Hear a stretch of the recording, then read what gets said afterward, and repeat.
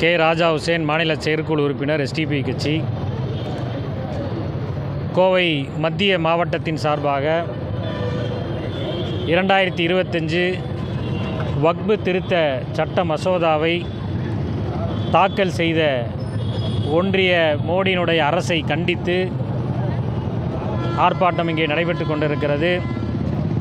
இந்த வக்பு திருத்த சட்ட மசோதா என்பது முழுக்க முழுக்க முஸ்லிம்களுடைய சொத்தை, வக்பினுடைய சொத்தை முஸ்லிம்களுக்காக, முஸ்லிம்களுடைய முன்னோர்கள் இறைவனுக்காக அர்ப்பணிக்கப்பட்ட அந்த சொத்தை திருட வேண்டும், அபகரிக்க வேண்டும் என்ற அடிப்படையிலே ஒன்றிய மோடியினுடைய அரசு சில மாதங்களுக்கு முன்பு இந்த மசோதா வரைவை அறிவித்தபோது எஸ்டிபி கட்சி நாடு முழுவதும் அதை எதிர்த்து பல போராட்டங்களை முன்னெடுத்தது.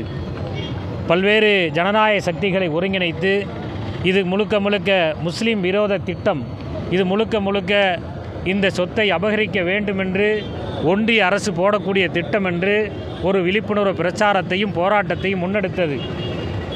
எஸ்டிபி கட்சி சொன்னதைப் போலவே அந்த சட்டத்தை அபகரிக்க வேண்டும் என்ற நோக்கத்தில் இன்றைய தினம் பாராளுமன்றத்திலே மோடியினுடைய ஒன்றிய அரசு தாக்கல் செய்திருக்கிறது. இது வன்மையாக கண்டிக்கத்தக்கது. அந்த தாக்கல் செய்த சட்டத்தை மறுபரிசீலனை செய்ய வேண்டும் அடிப்படையிலும், அந்த சட்டத்தை திரும்ப பெற வேண்டும் அடிப்படையிலும் எஸ்டிபி கட்சி நாடு முழுவதும் இன்றைக்கு போராட்டங்களை நடத்தி கொண்டிருக்கிறது. அந்த அடிப்படையிலே தான் இன்றைக்கு கோவையிலும் இந்த போராட்டம் நடைபெற்று கொண்டிருக்கிறது.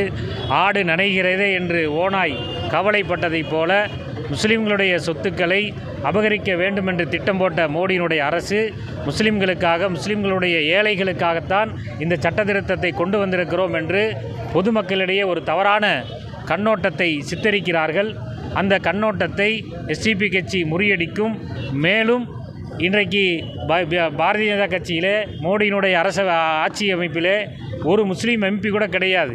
முஸ்லீம்களுக்கென்று எந்த உரிமைகளையும் சலுகைகளையும் வழங்காத, அவர்களுடைய சலுகைகளெல்லாம் பிடுங்கி கொண்டிருக்கிற, உரிமைகளெல்லாம் பறித்து கொண்டிருக்கிற, அவர்களுக்கு சமநீதியை எதிர்ப்பு தெரிவித்து மறுத்து கொண்டிருக்கிற மோடியினுடைய அரசு இந்த வக்பு திருத்த சட்டத்தில் மட்டும் முஸ்லிம்களுக்கு ஆதரவாக நாங்கள் இருக்கிறோம் என்ற ஒரு அறிவிப்பினை பொய்யாக, ஒரு உண்மைக்கு புறம்பான செய்தியை பரப்பிக் கொண்டிருப்பதை நாங்கள் வன்மையாக கண்டிக்கிறோம். இந்த சட்டத்தை மோடியினுடைய அரசு திரும்ப பெற வேண்டும். திரும்ப பெறும் வரை நாடு முழுவதும் ஜனநாயக சக்திகளை ஒருங்கிணைத்து எஸ்டிபி கட்சி மிகப்பெரிய போராட்டங்களை முன்னெடுக்கும் என்பதை நேரத்தில் நாங்கள் தெரிவித்துக் கொள்கிறோம்.